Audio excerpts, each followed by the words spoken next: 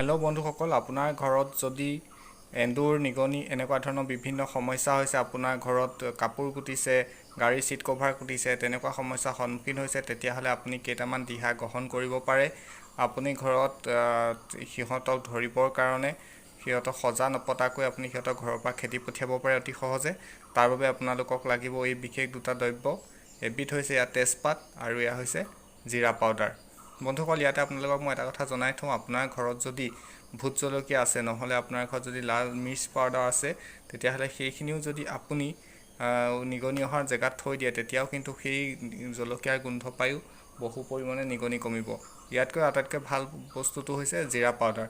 এনেকুৱা জিৰা পাউডাৰ আপোনালোকে টোপোলা টোপোল কৰি, নহ'লে যদি অলপ স্প্ৰে কৰি ছটিয়াই থয়, নহ'লে যদি এনেকৈয়ে ছটিয়াই থয়, তেতিয়া দেখিব নিগনি আহি পলাই গৈছে, কিন্তু আপোনাৰ ঘৰত নিগনিৰ সমস্যাটো একেবাৰে নাইকিয়া হৈ গৈছে।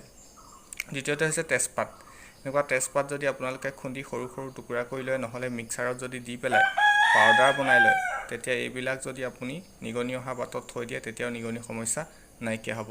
বন্ধুসকল, ইয়াৰ উপৰিও আপুনি মেকুৰী এজনী পুহি ল'ব পাৰে। মেকুৰীজনী পুহিলেও এই সমস্যা একেবাৰে আপোনাৰ নাইকিয়া কৰি পেলাব।